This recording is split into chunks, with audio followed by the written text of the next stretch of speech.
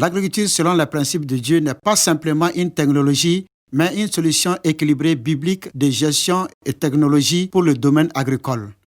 Elle équipe les pauvres de sorte qu'elle fasse sortir de la pauvreté grâce à ce que Dieu a mis entre leurs mains et révèle la plénitude de la vie en abondance promise par Jésus.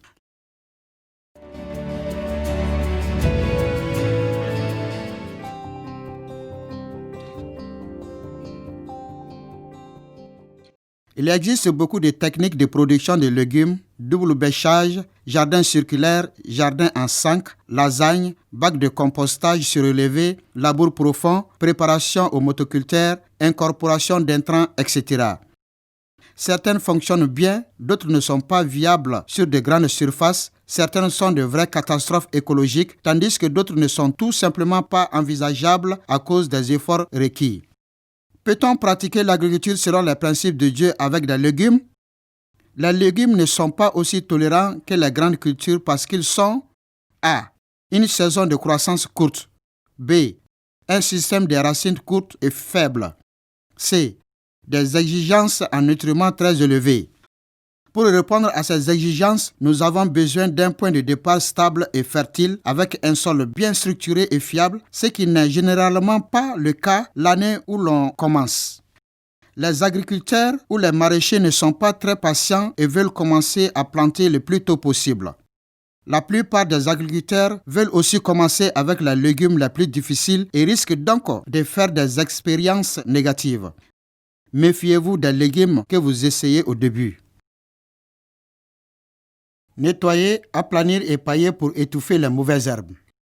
Débarrasser le jardin de broussailles, des mauvaises herbes et des herbes rampantes en les arrachant et en les enlevant du jardin. Niveler le jardin du mieux que vous le pouvez en abaissant le point culminant et en remplissant les creux. Et bien que cela perturbe le sol, ce sera la seule fois que vous le ferez. De préférence, si vous avez assez de temps, vous pouvez étouffer les herbes rampantes avec au moins 10 cm de couverture de Dieu, paillis, mulch, pendant 2 mois avant le début de la préparation du sol pour tuer toutes les herbes rampantes. Voir le chapitre suivant sur la couverture de Dieu. Mesurez la superficie du terrain sur lequel vous allez commencer et mettez-y une clôture en gardant à l'esprit qu'il vaut mieux commencer petit et augmenter votre superficie à mesure que vous gagnez de l'expérience. Veillez à ce que le site soit sûr, à ce qu'il n'y ait pas d'ombre, à ce qu'il dispose d'un accès facile à l'eau. Fabriquez une corde à mesurer. Il existe de nombreuses façons de cultiver les légumes et de nombreux arrangements pour le faire. Mais nous avons choisi, par souci de simplicité, de respecter l'espacement des rangs de 75 cm car il convient à une grande variété de légumes. Par exemple, pour les haricots, les pois, le maïs doux, les poivrons, les choux-fleurs et les aubergines, 75 cm est idéal. Les tomates et les courges sont plantées à des intervalles de 1,5 m. Il suffit donc de sauter un rang. Les épinards, le colza et l'amarante sont plantés en rangées de 37,5 cm. Il suffit donc de diviser les rangées de 75 cm en deux. Les légumes en rang serré tels que les carottes, les oignons de printemps et les betteraves sont plantés en plusieurs rangs de 18,75 cm, arrondis à 20 cm pour plus de simplicité. Alors divisez simplement les rangs de 75 cm en deux, puis encore en deux. Afin d'aménager votre jardin pour autant qu'il soit en pente descendante avec précision, avec des rangs permanents de 75 cm, fabriquez une corde à mesurer à l'intervalle de 75 cm à l'aide d'une corde non extensible. Fixez un piquet au coin supérieur du jardin, faites une boucle dans la corde et attachez-la au piquet. Tendez la corde jusqu'au bas de votre jardin, faites une boucle à l'autre extrémité, tirez-la fermement et placez-la sur un autre piquet. Une fois la corde tendue, commencez à placer vos marqueurs de 75 cm sur cette corde à l'aide d'un fil ou des capsules de bouteilles de couleur ou en introduisant des bandelettes de plastique entre les fils de votre corde.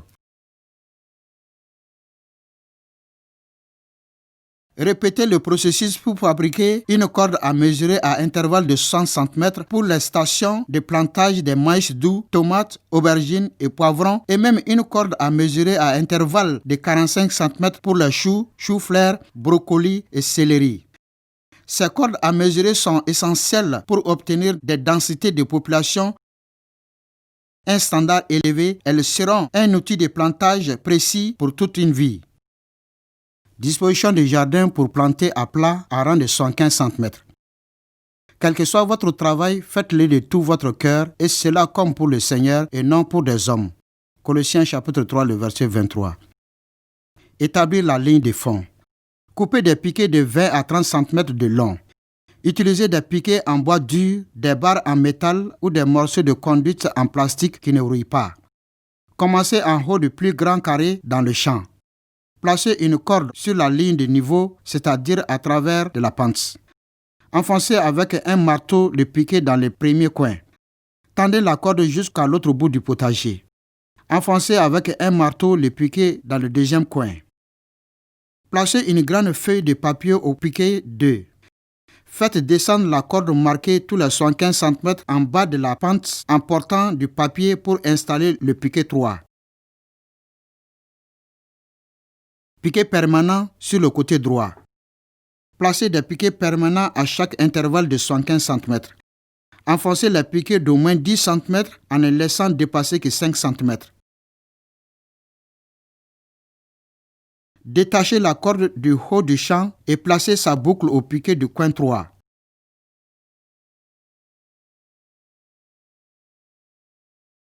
Détachez et déplacez la corde à mesurer de la droite à la gauche du champ et attachez-la au piquet du coin 1.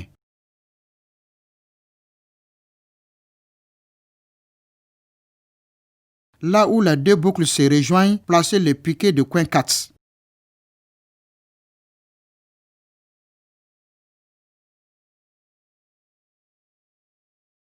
Piquet permanent sur le côté gauche.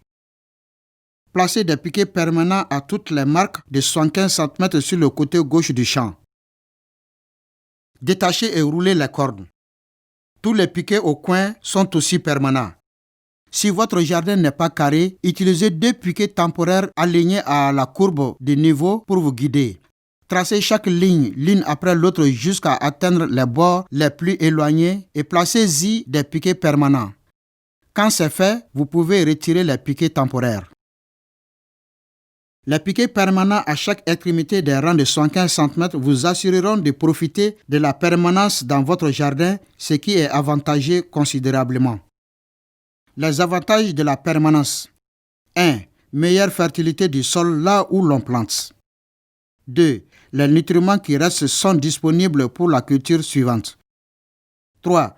Meilleure structure du sol là où l'on plante. 4. Les canaux créés par des racines qui se décomposent augmentent beaucoup l'aération et la perméabilité. 5.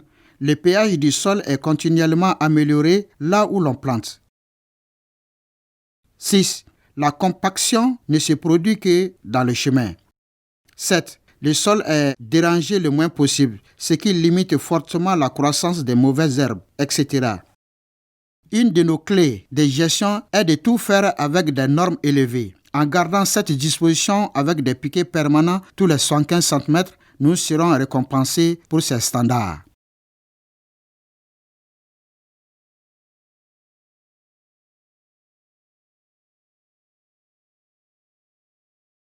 Butte permanente pour sol mal drainé, hydromorphe. Dans la plupart des cas, la plantation à plat selon les pratiques habituelles de l'APD est parfaitement adaptée. Avec une disposition correcte des allées permanentes et un apport de compost important, un système naturel de butte à rang surélevé se développera au fil des ans. Cependant, si vous avez des risques ou des problèmes d'engorgement du sol, vous devez surélever les rangs car les légumes détestent avoir les pieds mouillés.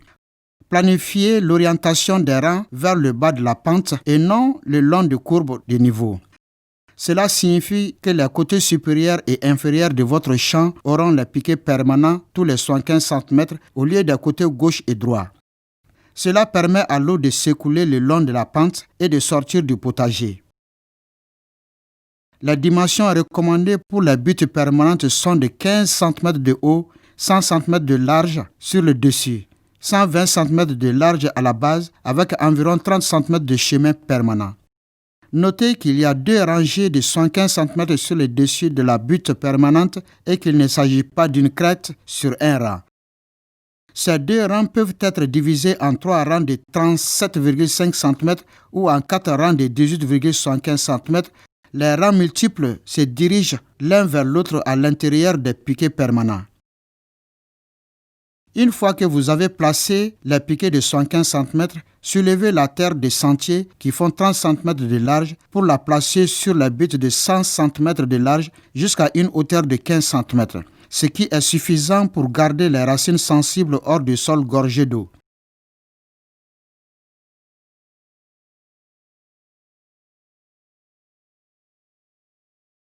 Si nécessaire, creusez un sillon au fond du champ pour permettre à l'eau de sortir plus facilement des sentiers. Bien que cela soit tout à fait contraire au principe de renoncer au labour, si vous le conservez correctement la première fois, alors ces buttes devraient devenir permanentes pour toujours. La couverture de Dieu est utilisée pour le dessus de la butte et sur le chemin de la même manière que lors de la plantation à plat. En recouvrant le chemin, vous contribuerez à prolonger les murs de la butte de l'effondrement et à empêcher la croissance des mauvaises herbes.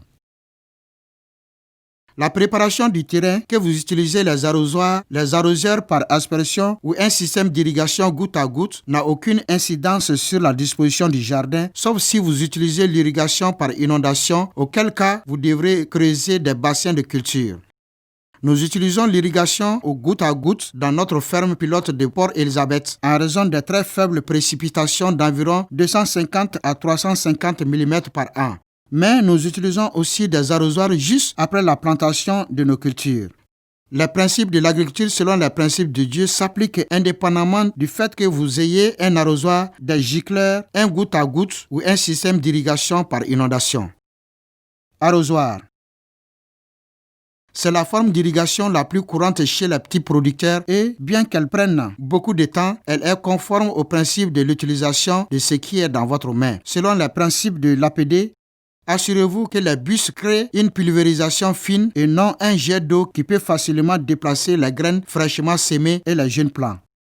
Très souvent, les agriculteurs arrosent littéralement quelques gouttes au fur et à mesure qu'ils passent le long de la ligne, ce qui est vraiment une perte de temps. Arroser plutôt légèrement et fréquemment lorsque les plantes sont jeunes et plus lentement et profondément, mais moins fréquemment à mesure que les plantes grandissent et s'enracinent. Versez l'eau à côté des plantes pour mouiller le moins possible les feuilles des cultures sensibles, ce qui les rend sensibles à toutes sortes de maladies. On tire avantage de pouvoir marcher le long des rangs facilement, ce qui rend l'irrigation avec des arrosoirs vraiment facile et efficace. Irrigation par aspersion. L'utilisation des systèmes d'irrigation par aspersion en hauteur est également très répandue et constitue probablement la forme d'irrigation la moins chère sur le terrain. Lorsque vous conservez votre disposition de jardin, assurez-vous de prévoir des chemins pour tirer les tuyaux aux intervalles requis. Assurez-vous que les arroseurs se chevauchent et fonctionnent à la pression requise selon les indications du fabricant pour assurer une répartition uniforme de l'eau dans le jardin. L'un des problèmes de l'irrigation par aspersion est le mouillage inévitable des feuilles à chaque arrosage, ce qui rend les plantes plus vulnérables aux maladies. L'eau est également répandue sur l'ensemble du terrain et pas seulement sur la surface cultivée, ce qui représente un gaspillage considérable. Irrigation goutte à goutte, micro-irrigation. Notre système d'irrigation au goutte à goutte est constitué d'un seul tuyau pour chaque rangée de 75 cm avec des trous tous les 30 cm qui laissent passer 2 litres à l'heure. Nous arrosons tous les jours les nouveaux semis, mais une fois que les plantes sont en place, nous n'irriguons que 3 fois par semaine, au maximum 1 heure, en fonction de la température. C'est un quart de ce qui est requis par les pratiques agricoles conventionnelles et c'est grâce à la couverture de Dieu. Creuser des bassins de culture pour irrigation par inondation. De nombreux petits agriculteurs ont accès à des pompes à pédales et même à de l'eau canalisée qui, lorsqu'elle est utilisée correctement avec des canaux, des bassins de culture et la couverture de Dieu, peut permettre une culture de légumes très réussie. Les piquets permanents tous les 75 cm se placent comme d'habitude sur les courbes de niveau à travers la pente. Niveler les bassins de culture sur une largeur de 1 mètre en suivant la pente et d'une longueur maximale de 4 mètres à travers la pente. Voir le diagramme des bassins inondables pour plus de détails. Les canaux guident l'eau vers le bas de la pente à travers les matrices des bassins inondables. Pour arroser les bassins, bloquez temporairement le canal avec un sac de sable et brisez le mur le plus proche pour permettre à l'eau de pénétrer dans le bassin. Arrosez jusqu'au maximum de 5 cm de profondeur par arrosage. Ne pas trop arroser car cela endommage gravement le sol. Une fois l'arrosage terminé, répétez ce processus sur le bassin de culture. C'est un système très simple mais efficace, particulièrement utile pendant les saisons sèches où il n'y a pas de risque d'engorgement d'eau. Afin de décourager l'arrosage excessif, ne construisez pas les bords surélevés trop hauts. Au Malawi, certains agriculteurs de l'agriculture selon les principes de Dieu arrosent leur bassin de culture 3 ou 4 fois pendant la saison de croissance du maïs, contre 12 fois pour les agriculteurs conventionnels, ce qui représente un gain de temps et d'argent considérable. Mise en place du jardin. Vous avez maintenant un jardin bien aménagé avec des piquets permanents tous les 75 cm. Ensuite, vous avez besoin d'un plan mûrement réfléchi de ce que vous allez planter, où et quand. Divisez votre terrain en 3 sections. Avec tous vos piquets permanents aux 75 cm en place, divisez le nombre de piquets par 3 et enlevez 1 ou 2 piquets de chaque côté pour définir 3 portions égales. Dans chacune des sections, vous planterez des légumes fruits, des légumes feuilles et des légumes racines et vous ferez des rotations chaque automne et chaque printemps ou tous les 6 mois dans les climats plus tropicaux. Voici quelques exemples de chacun d'entre eux. Légumes fruits. Haricots, pois, maïs doux, tomates, aubergines, poivrons, courges, potirons, potimarrons, courgettes et pâtissons. Légumes feuilles. Épinards, choux frisés, non pommés, choux plumes, amaranth, choux, choux-fleurs, brocolis, salade, coriandre et roquettes. Légumes racines. Carottes, betteraves, oignons, oignons de printemps, radis, patates douces et pommes de terre. Rotation. Ces 3 sortes de cultures devraient s'altérer tous les 6 mois pour bénéficier complètement des rotations. La répartition des risques, la rupture des cycles des maladies et des ravageurs, la fixation de l'azote et d'autres améliorations du sol. Rotation 1. Au premier printemps, les cultures de fruits seront dans la section A, la culture de feuilles dans la section B et la culture de racines dans la section C. Rotation 2. Dans la rotation d'automne, 6 mois plus tard, la culture de fruits descend à la section B, la culture de feuilles à la section C et la culture de racines remonte à la section supérieure A. Rotation 3. Au printemps, 6 mois plus tard, la culture des racines se déplace vers la section B, les fruits vers la section C et les feuilles vers la section A. Rotation 4. Dans la 4e rotation à l'automne, nous reviendrons aux fruits dans la section A, aux feuilles dans la section B et aux racines dans la section C.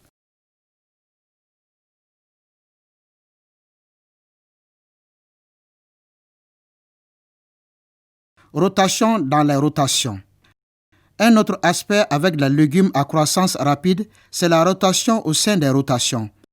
Par exemple, si vous avez une culture de racines qui est récoltée avant la prochaine rotation bisannuelle, alors vous pouvez planter un autre légume à racines dans le même espace. Par exemple, nous obtenons souvent 2 plantations de carottes suivies de betteraves ou d'oignons de printemps et même jusqu'à 3 cultures de racines différentes comme des betteraves suivies de radis et d'oignons de printemps, toutes plantées dans la même rangée pendant une saison de 6 mois.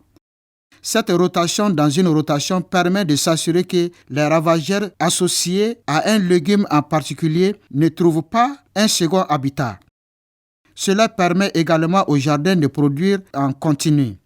Chaque rang restant rarement vide pendant plus de 2 semaines, ils sont replantés immédiatement.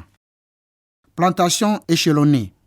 Chaque plan de jardin devrait inclure un simple calendrier de plantation échelonné sur 2 semaines pour assurer un flux régulier de revenus ou d'alimentation à domicile sur une plus longue période tout en atteignant notre objectif de gestion de gaspillage minimal.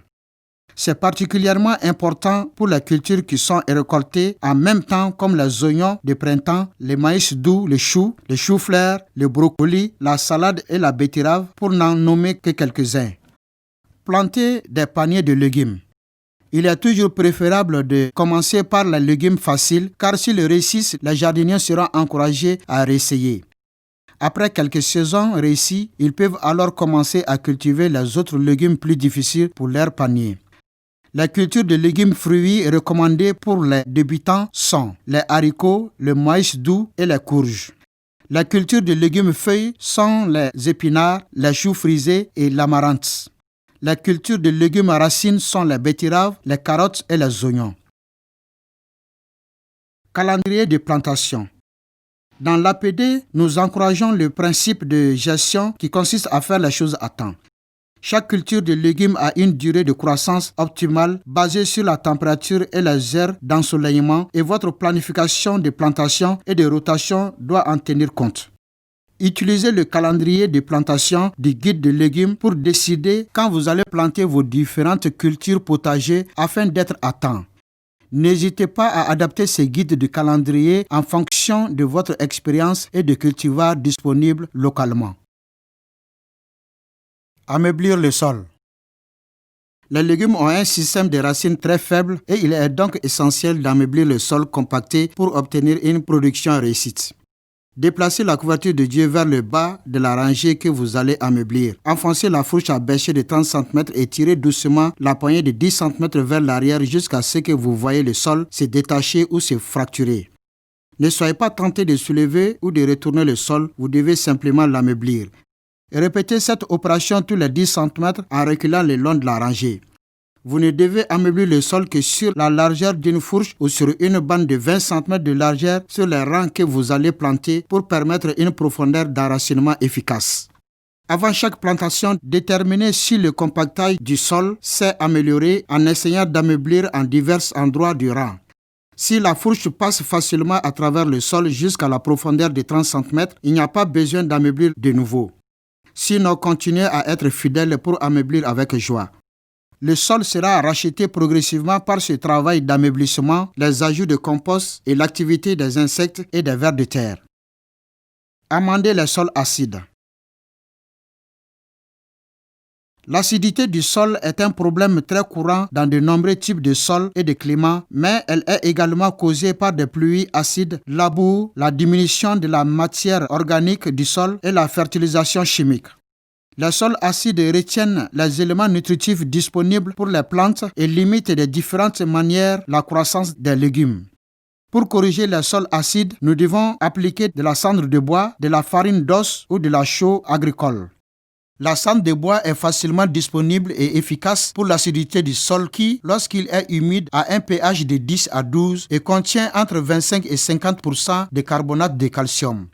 La cendre de bois non seulement atténue les effets négatifs de l'acidité du sol, mais contient également des macronutriments tels que le potassium, le phosphore, le calcium, le magnésium et le soufre, ainsi que certains micronutriments tels que le fer, le manganèse, le cuivre et le zinc, bénéfiques pour la santé des plantes, la coloration des plantes et la vitalité. Les farines d'os sont fabriquées à partir d'os d'oiseaux, de poissons ou d'animaux écrasés puis finement broyés. C'est assez cher et difficile à trouver, mais on peut la faire à la maison en cuisant les os à la vapeur puis en les laissant sécher pendant 1 mois. Après quoi, ils peuvent être broyés en une fine poudre avec un mortier et un pilon. Bien que la farine d'os ait une influence très limitée sur l'amélioration du pH du sol, elle est riche en calcium 25% et en phosphore 12%, ainsi qu'à certains autres nutriments comme le fer, le magnésium et le zinc. On verra des preuves évidentes de ces nutriments organiques à libération lente dans la coloration des feuilles et des fruits de vos cultures et dans leur état de santé général. La chaux est une fine poudre blanche provenant des gisements de calcaire en poudre et se compose principalement de carbonate de calcium, tandis que la chaux dolomitique contient à la fois du carbonate de calcium et du carbonate de magnésium. Elle est très basique lorsqu'elle est humide et est très efficace pour augmenter le pH du sol à de bonnes valeurs. La chaux est beaucoup plus résistante que la cendre de bois et il faut réduire de moitié la quantité à mettre. On applique ces additifs pour le pH du sol selon leur type. En règle générale, il suffit de saupoudrer uniformément une cuillerée à soupe de cendre de bois ou de farine d'os ou une cuillerée à café de chaux par station de plantage ou tous les 60 cm dans les sillons.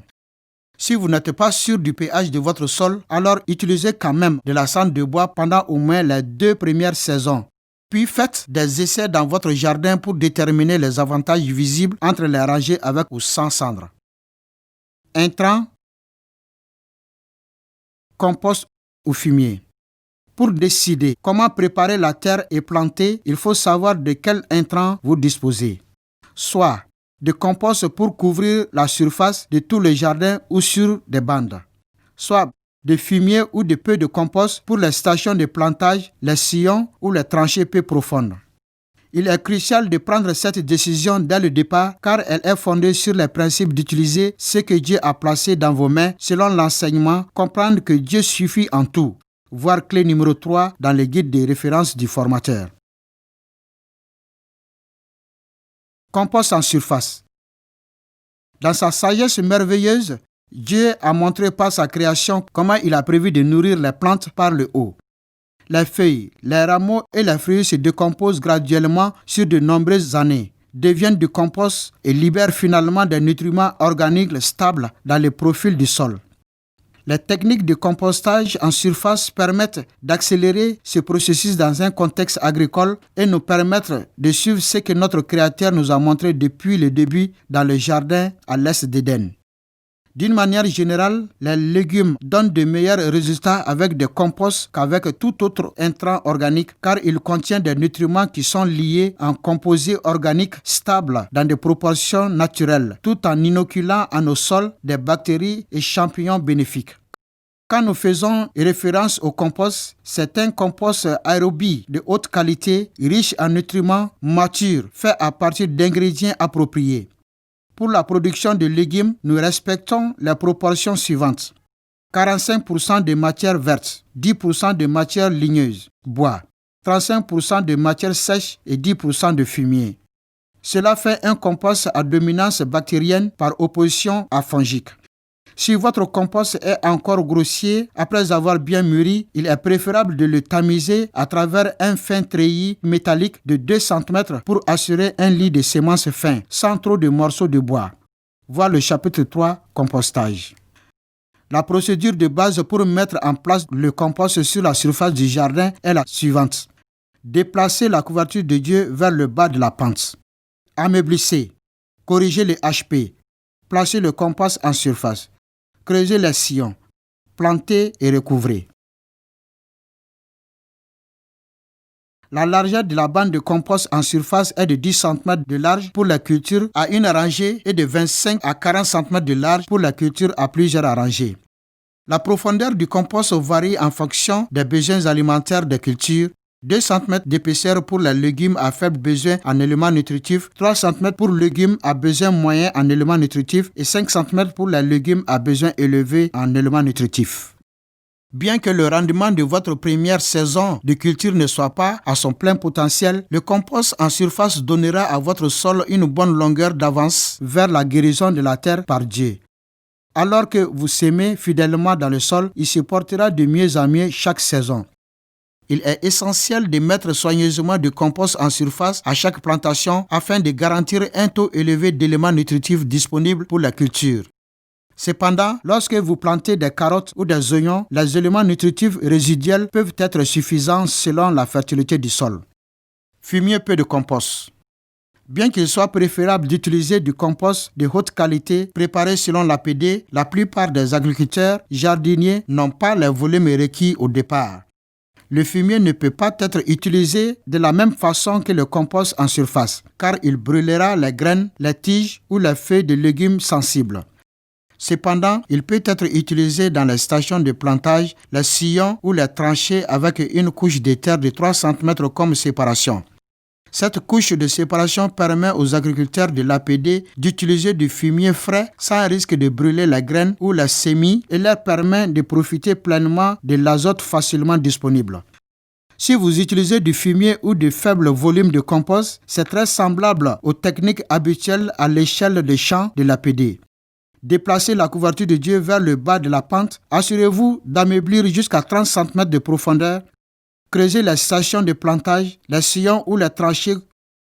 Corrigez le pH. Ajoutez 500 ml de fumier ou de compost. Couvrir d'au moins 3 cm de terre, couche séparation, semer et couvrez. Or, je vous dis ceci, que celui qui sème chichement recueillera aussi chichement, et que celui qui sème libéralement recueillera aussi libéralement. 2 Corinthiens chapitre 9, le verset 6. Les stations de plantage. Les stations de plantage sont de petits trous qui sont préparés pour de nombreux semis et des plantes sémées qui ont un grand espacement entre les plants. Par exemple, des tomates, aubergines, poivrons, maïs doux, choux, choux-fleurs, brocolis, etc. Il doit avoir une largeur de houe standard de 12 cm, 15 cm de long et 15 cm de profondeur. Placez la corde à mesurer sur les piquets permanents. Soulevez-la et laissez-la tomber plusieurs fois pour vous assurer qu'elle est droite et tendue. En regardant vers le haut de la pente, alignez le centre de la tête de la houe avec le marqueur de la corde à mesurer. Commencez à creuser à 15 cm du repère de plus en plus profond au fur et à mesure que vous vous approchez du repère sur la corde. Cela prend habituellement 5 à 6 coups. C'est une grande quantité de terre qui sort, alors assurez-vous qu'elle forme un tas propre sur le bas de la pente pour le remplir de la station de plantage plus tard. Remarquez la forme du trou. La pente du haut est raide et celle du bas plus douce. Quand on plante des courges, on utilise une variante de ces stations de plantage. Elles sont préparées beaucoup plus grandes jusqu'à une profondeur et une largeur de bêche et sont ensuite remblayées avec une pelletier de mélange de fumier, compost mélangé avec de la terre. Sillons. Les sillons sont des tranchées dans le sol en forme de V de 10 cm de profondeur et de 10 cm de largeur, en longues lignes droites qui sont préparées pour de nombreuses cultures qui ont un espacement serré sur la ligne, notamment les haricots, les pois, les épinards, les choux frisés et l'amarante. Placez une corde sur les piquets permanents, soulevez-la et laissez-la tomber plusieurs fois pour vous assurer qu'elle est tendue et droite. En regardant vers le haut de la pente, commencez à creuser les sillons à 10 cm de la corde en allant graduellement de plus en plus profondément jusqu'à ce que vous arriviez jusqu'à la corde à 10 cm de profondeur. La terre doit être conservée dans un tas propre en dessous du sillon pour le remplir plus tard. Pour les patates douces et les pommes de terre, on utilise une variante. Les sillons sont creusés jusqu'à 15 cm de profondeur. Tranchées peu profondes. Préparer les sillons pour les rangs de moins de 37,5 cm est très difficile à réaliser à moins que vous ne prépariez et ne sémiez en rang à la fois. Utilisez plutôt les tranchées peu profondes qui sont de larges sillons utilisés pour planter des petites cultures avec des intervalles étroits dans les rangs et entre les rangs. Ces cultures sont cultivées en rangées doubles, triples et quadruples dans des tranchées de 25 à 45 cm de large d'une profondeur de 5 cm et comprennent la betterave, la carotte, l'oignon de printemps, la salade, la coriandre, le radis et la roquette. Les techniques d'utilisation du compost en surface et du fumier seront expliquées pour chaque culture afin de permettre à chacun de commencer avec ce que Dieu a mis entre ses mains, mais il est certainement préférable de passer à un système basé sur le compost en surface dès que votre compost est prêt, du point de vue de la santé du sol, de la productivité et de la rentabilité durable. La couverture de Dieu, le paillis. Le paillis que nous appelons couverture de Dieu est l'épaisse couverture que Dieu, dans sa sagesse, a conçue dès le début de la création pour le sol. Il se compose de feuilles, de plantes, de brindilles et de fruits, tout dans différents états de décomposition à la surface du sol. C'est cette couverture dans ces différents stades de décomposition qui crée le climat et la nourriture nécessaires à la croissance des organismes vivants. Elle réduit l'évaporation, le ruissellement et l'érosion, améliore la capacité de rétention de l'humidité et la perméabilité du sol et empêche la stérilisation par les rayons UV, entre autres nombreuses raisons. Voire 20 raisons de faire ainsi dans le guide de référence du formateur de l'agriculture selon les principes de Dieu. Les gens en bonne santé mangent des plantes saines qui poussent dans des sols sains, c'est-à-dire vivants. Nous devons tout faire pour encourager la vie du sol, comme notre Père Céleste nous l'a montré dans sa création depuis le début. La couverture de Dieu est aussi exceptionnellement bénéfique pour le contrôle des mauvaises herbes. Si nous voyons des mauvaises herbes dans nos jardins, cultivées selon l'APD, c'est parce que la couverture s'est décomposée et est devenue un drap. Nous ne désherbons pas notre jardin pilote, nous appliquons simplement plus de la couverture de Dieu pour obtenir une couverture à 100% d'une épaisseur standard de 2,5 cm. Cette méthode de désherbage s'appelle étouffer par le paillis et est incroyablement efficace même contre les mauvaises herbes les plus résistantes et les herbes rampantes. Si vous avez besoin de désherber, enlevez simplement les mauvaises herbes à la main ou coupez-les à la surface avec une houe sans déranger le sol. Faites-les au stade de cotylédon ou de 2,5 cm, une pousse, pour vous assurer que les mauvaises herbes ne repoussent pas. Lors de la préparation de la plantation, il suffit de déplacer la couverture de Dieu vers le bas de la pente de la zone de plantation. Ne les sortez pas du jardin. Après avoir semé les graines de légumes, assurez-vous que la couverture de Dieu ne couvre pas la zone directement au-dessus des graines car elles ne sont pas assez fortes pour germer à travers le paillis. Laissez un espace étroit de 5 cm pour permettre une bonne germination. Par la suite, la couverture peut être soulevée contre la base de la plante. La couverture de Dieu ne doit jamais être incorporée dans le sol car cela peut causer des fins de l'azote, effet dépressif. Donc faites attention de ne pas l'enterrer pendant l'ameublissement ou lorsque vous utilisez le plantoir pour transplanter les jeunes plants. Ne le recouvrez pas non plus avec le compost en surface ou de la terre. Nous préconisons que la couverture de Dieu couvre 100% de la surface du sol et sur une épaisseur de 2,5 cm dans la plupart des cas. La couverture de Dieu devrait couvrir continuellement nos champs, qu'il s'agisse de cultures maraîchères ou de grandes cultures, peu importe que vous faisiez 1 mètre carré ou des milliers d'hectares. Vous pouvez utiliser n'importe quel matériel organique à votre disposition, y compris des herbes coupées, du chaume, des feuilles de bananier, des feuilles de palmier, des joncs, des feuilles de la forêt ou des tiges de maïs, mais les matériaux plus fins sont plus faciles à manipuler dans les potagers.